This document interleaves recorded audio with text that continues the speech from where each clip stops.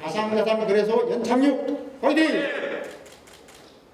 4차 산업의 주역으로 전 세계 산업의 구조를 재편할 수 있는 엄청난 이 암호화폐 시장의 혁명 앞에 주도적이보다는 피동적으로 변화를 주도하려는 노력보다는 변화를 거부하는 데 역점을 두고 있는 것이 이 정부인 듯해서 매우 아쉬움을 갖고 있습니다. 이러한 분위기는 이번 암호화폐 거래소 운명을 쥐고 있는 은행 실명계좌 개설에도 여실히 드러나고 있습니다.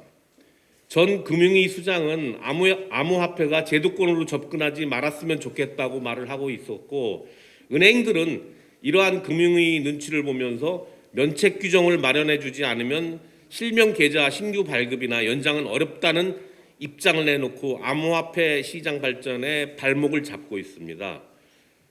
2018년 거래소 폐쇄까지 목표로 하는 법안을 준비 중이라는 발언으로 코인 시장을 발칵 뒤집어 놓았던 전 법무부 장관이나 암호화폐에 투자하는 젊은이들을 향해 잘못된 길로 가고 있으니 어른들이 가르쳐 주어야 한다는 말로 또 한 번 시장에 커다란 충격을 주었던 금융위원장 발언은 과연 이들 공무원이 블록체인과 코인 시장에 대해서 얼마나 고민하고 생각을 하고 있는지 되묻지 않을 수 없습니다.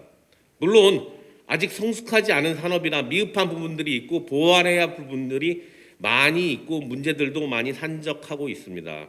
이러한 문제들을 보완하고 성숙시켜가지고 산업 발전을 도모해야 할 문제지, 문제가 있다고 해서 산업 자체를 거부하는 것은 올바른 정책이 아니라고 생각됩니다.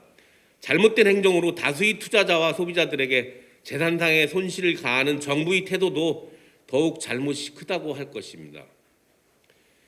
정부의 일방적인 거래소 폐쇄 정책으로 다수의 거래소와 개발회사 그리고 투자자가 불법으로 내몰려서 재산상의 손해를 입게 될 위기입니다. 이러한 정책은 당장 중지해야 된다고 생각합니다.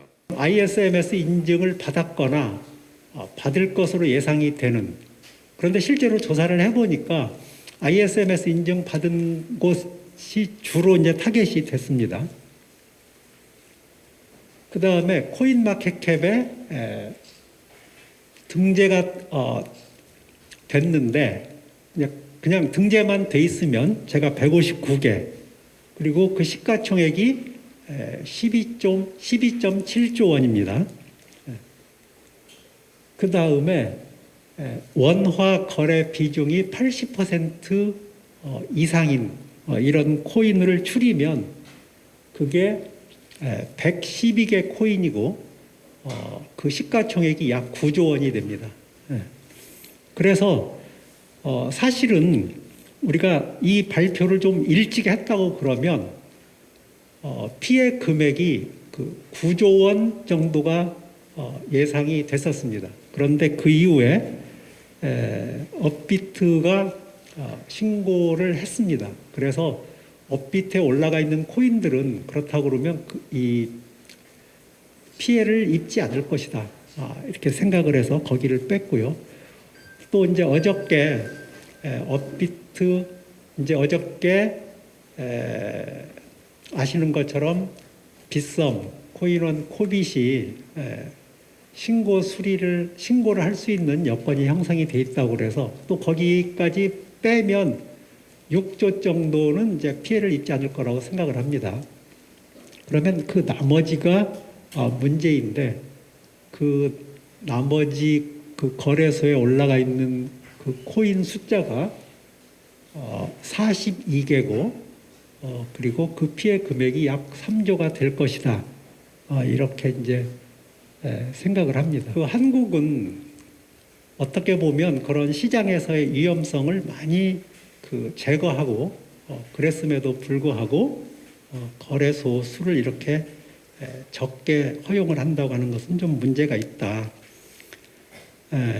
그래서 투자금이 사라지지 않게 연착륙할 수 있는 마지막 길, 지금 갑자기 우리가 정부를 향해서, 국회를 향해서 특검법을 개정하시오 이렇게 얘기해도 이제 소용이 없는 일이고, 그렇다고 그러면 마지막 남은 방법은 무엇이냐 하면 이런 투자자들의 피해가 예상이 되기 때문에